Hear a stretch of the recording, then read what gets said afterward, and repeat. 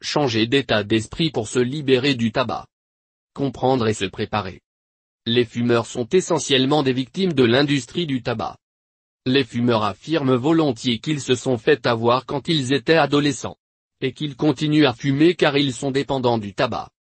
Depuis des décennies, l'industrie du tabac a développé des trésors d'ingéniosité. Pour recruter des adolescents. En leur faisant croire que fumer était une liberté.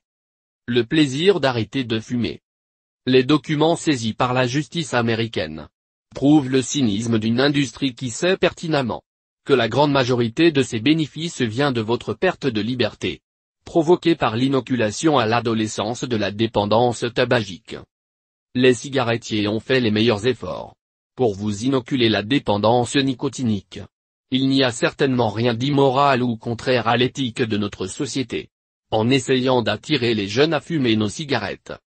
De façon réaliste, si notre société veut survivre et prospérer, à long terme, nous devons obtenir notre part du marché des jeunes, cela nécessitera de nouvelles marques adaptées au marché des jeunes et le cigarettier s'attache aux moyens d'attirer les préfumeurs, les adolescents qui ne fument pas, les apprentis fumeurs et les fumeurs confirmés. Aux préfumeurs et apprentis, il souligne la nécessité de leur faire croire que fumer c'est cool, c'est la liberté, et d'adoucir le désagrément des premières cigarettes. Document datant de 1973. Apologie du plaisir. L'homme, comme tout être vivant, aime le plaisir, les choses agréables. L'être humain accepte les efforts et les sensations désagréables pour obtenir secondairement une chose désirée. Ainsi une femme accepte d'accoucher pour voir naître son bébé, mais elle ne refusera pas la péridurale qui supprime la douleur de l'accouchement. Il en va de même pour l'arrêt de la cigarette. Pour réaliser le souhait de quitter le tabac qui habite la majorité des fumeurs, beaucoup de médecins proposent le sevrage par la motivation. Un passage pénible dont on peut sortir victorieux et fier de soi, mais aussi, dans plus de la moitié des cas, honteux de son échec, persuadé que l'on est nul. Les vapoteurs m'ont appris la sortie du tabac par le plaisir. Un liquide qui n'est pas bon, qui ne plaît pas, n'est pas utilisé et le tabagisme persiste. En revanche, les vapoteurs qui trouvent le dispositif qui assure un plaisir dont les 5 premières secondes quittent le tabac et n'y reviennent pas.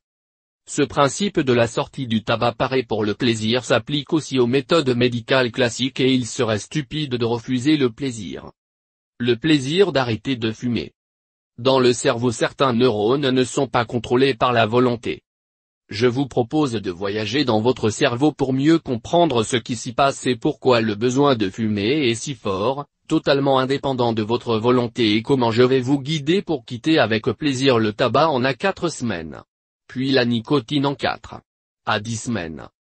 La première chose à comprendre est que certaines zones du cerveau ne sont en rien contrôlées par votre volonté.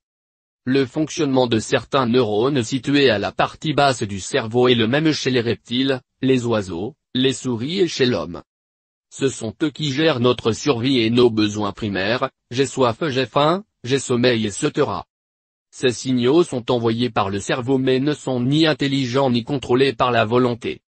Comme vous avez sans doute commencé à fumer jeune, de nombreux récepteurs nicotiniques se sont greffés dans cette partie basse de votre cerveau. Ces très nombreux récepteurs se multiplient en permanence pour constituer une meute qui sait puissamment se faire entendre pour réclamer sa nicotine dès l'aube. Le dialogue entre mes deux cerveaux. À la partie basse du cerveau ces récepteurs aboient ainsi telle une meute de chiens pour exiger que l'on leur donne sans délai de la nicotine. Dès l'aube ces récepteurs envoient des signaux. Je veux ma nicotine, j'exige ma nicotine tout de suite. À la surface du cerveau se trouvent d'autres neurones constituant le cortex cérébral, qui fait toute l'intelligence de l'être humain. Le cortex peut négocier en regard d'une demande j'ai soif, ou j'ai sommeil, des neurones de la partie basse du cerveau, mais s'épuise dans des conflits sans fin entre les deux cerveaux face aux récepteurs nicotiniques du fumeur qui réclame sans cesse de la nicotine provoquant irritabilité, boulimie, troubles du sommeil et dépression.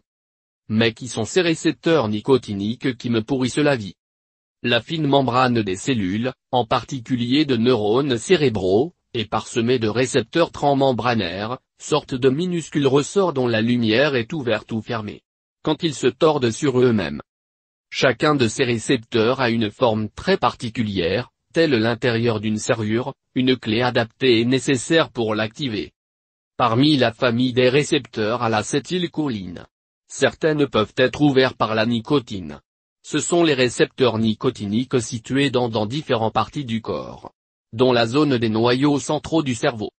Ces récepteurs ont un nombre et une sensibilité adaptables. S'ils ne sont pas stimulés par la nicotine, ils sont peu nombreux et sensibles. S'ils sont stimulés par les shoots de nicotine, leur nombre augmente et ils se désensibilisent. C'est à l'adolescence, au moment où les circuits cérébraux finissent de se mettre en place, qu'ils sont particulièrement susceptibles de se multiplier par 10 ou par 100, sous l'effet de pics de nicotine répétés. Ils sont alors implantés à vie, même si leur nombre diminue en l'absence de nouveaux shoots de nicotine. Ces récepteurs sont prêts à ressurgir en nombre à tout moment. Plan d'action. Le premier objectif d'un fumeur est de saturer 24 heures sur 24 heures les récepteurs nicotiniques avec de la nicotine non fumée afin de supprimer le désir de fumer.